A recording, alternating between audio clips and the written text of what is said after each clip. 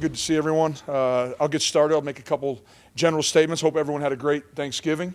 And I know we're excited to be back. Our players are excited to be back. Mother Nature probably threw a little bit of a curveball at some of our players who were from out of the area. But it was good to see all but one of them got back on Friday so we could start practice on Saturday evening. And we've had a couple good practices up to date, and looking forward to having another one this afternoon. Nicholls is an outstanding football team. You just look at their roster.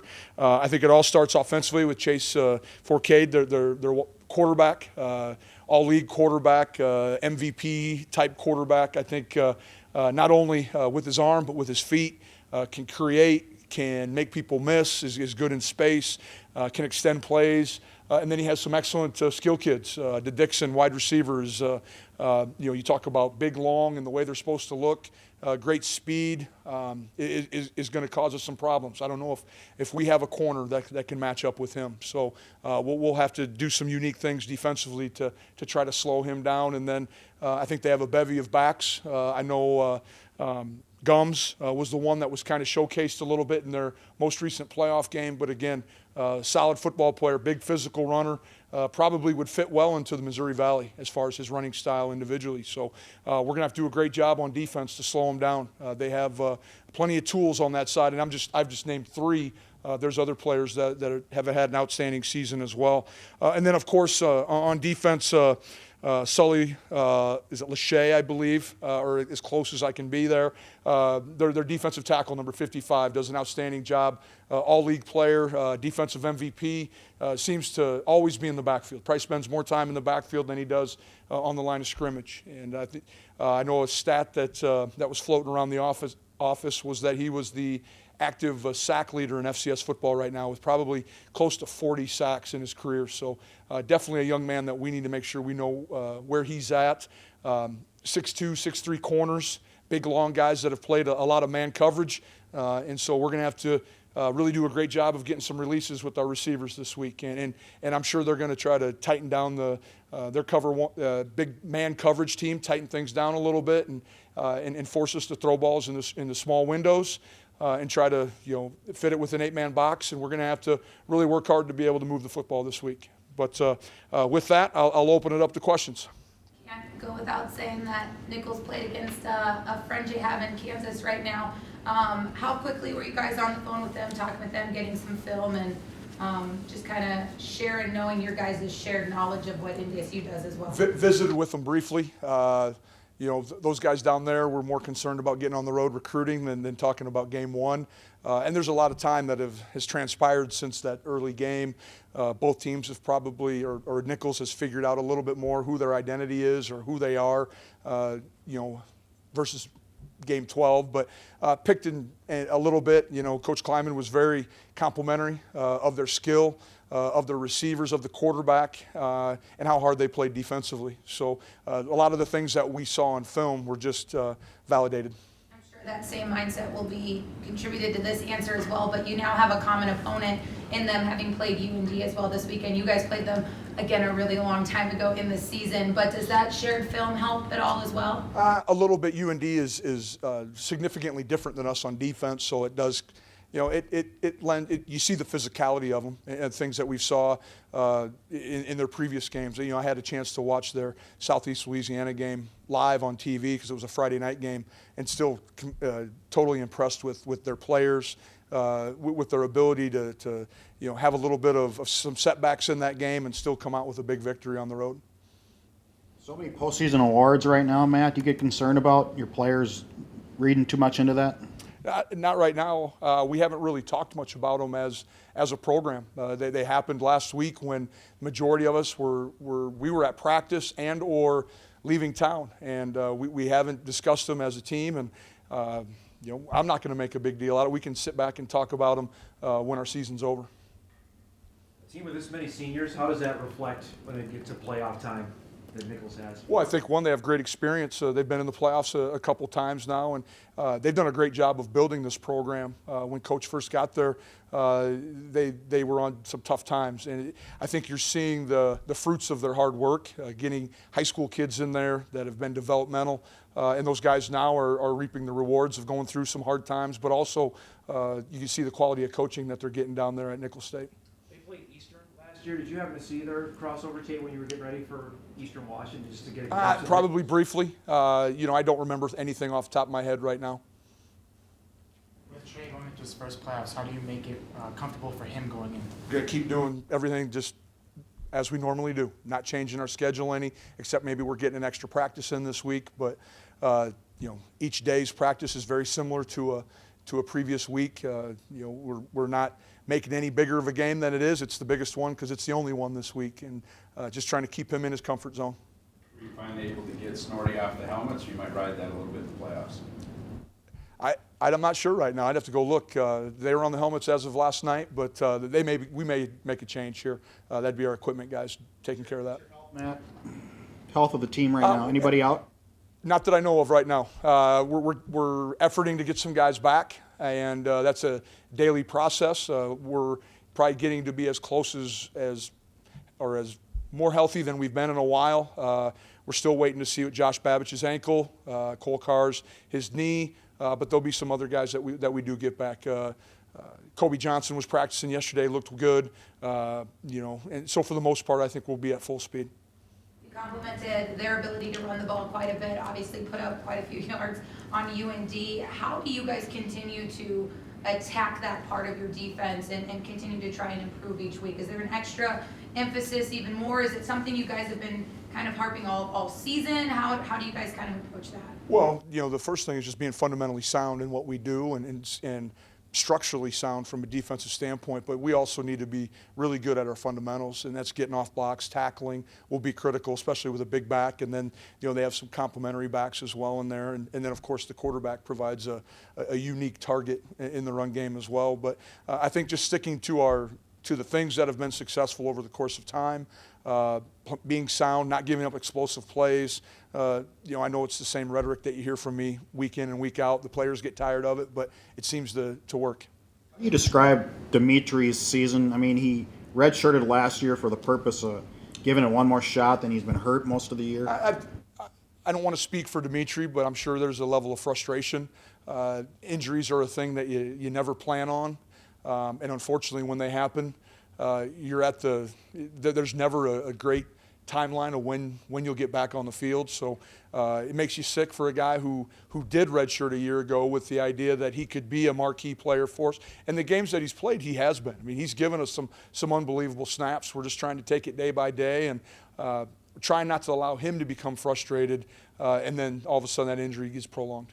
Seen frustration in him? No, we're just trying to take it day by day and make sure when he's ready, he'll be ready to play.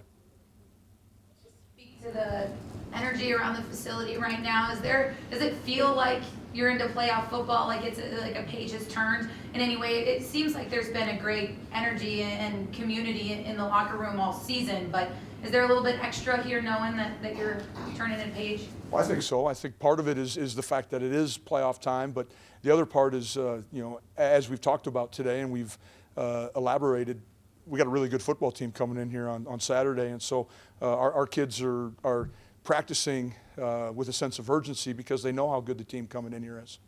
Forte resemble any quarterback you've seen this year? Kind of reminds me a little bit of the UNI quarterback, just as far as his ability to extend plays, elusiveness, can do some things with the ball in his hand. That would be the first one without putting a whole lot of thought into it that would jump out at me. Now, he's much more seasoned than McElwain at UNI, but similar traits, I think, and successful competitor. You can see that in him. He wants to win.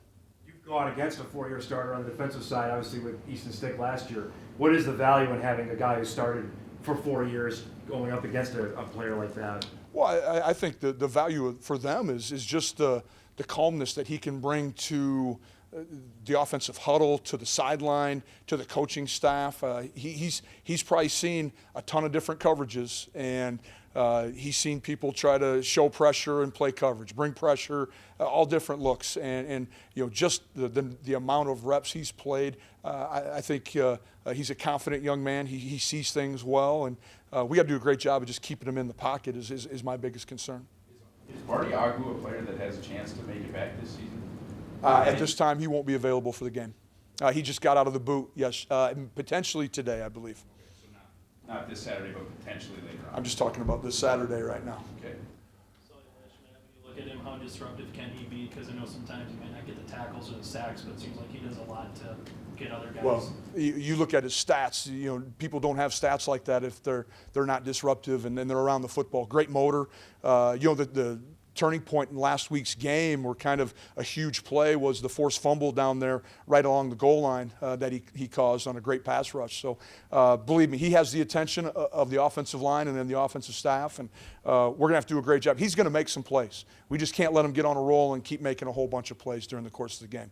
Is this the first true RPO team that you've seen? And these guys seem like they do a lot. No, we see other people that do a fair amount of it. So it isn't the first team we've seen. We've seen other people during the course of the year that have majored in it. And we have a plan. We'll adjust as we go on. But they do a nice job of executing it. And they got big targets out there that makes it.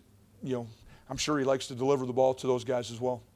I know it's always nice to see a new team come in here for the playoffs. How much are you hoping that the fan base welcomes in a Nicholls team and they get the experience of the Pargano in the playoffs? Well, we're going to rely on it. We hope it's worth something. Maybe a false start or delay a game or something along the way. But we haven't been here since I believe it's like October.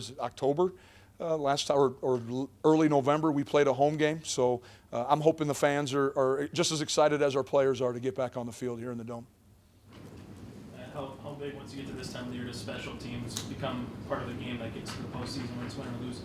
Well, it becomes it's always a priority. I think the big thing in the playoffs is the number of players you get addressed is limited on both sides of the foot or both teams to 64. So now you got to do a great job of, maybe some of your starters on defense and offense need to be backups this week just because you are limited. You don't have those extra 10 players that you can dress at a home game. So making sure we're covering all issues and we're thorough in our work is what's most important right now. Identified anything in your kicking game? I know there's times you haven't been happy with it late in the year, whether it's a snap or whatever, timing. Just inconsistency is what the number one thing that I'm concerned about. We haven't been, our operation from snapper to holder, snapper to punter has just been all over the place. And so, and we continue to keep working. Those guys do a great job, but we need to continue to do better. And I'd say that if it was, Cordell Volson and he wasn't doing a good job on a vertical combo, and so there's always things that we need to get better at, and it just so happens that sometimes in the kicking game they can be exaggerated because that's the start of the snap. The snap starts the play, and so we got to do a better job. Anything in practice with those guys? They didn't do anything we'll just try to keep stressing things, putting them under the gun a little bit, making it a little more stressful of a situation. You may see some different kickers out there. I do know Riney's been kicking a little bit more in practice, finally coming back from his injury. I don't know if it'll be this week, but we'll play it day by day. Your final or your first kind of full recruiting period as the head football coach is drawing to a close. Does the experience of kind of going towards the early signing period while being in the playoffs as an assistant, does that help you kind of as the 18th draws near? I think so. The early signing date's this might be year 2 that we've actually had it. I don't know if we're necessarily comfortable saying we've perfected our calendar of how to adjust to the early signing date. I do know last year we had a number of recruits on campus during playoff games. We'll do the same thing this year. Just official visit-wise, we'll have a number of kids on campus this weekend just because we wanted to see them game day. And with that date coming soon, we want to make sure that we get them back on campus one more time because our staff can't be off campus.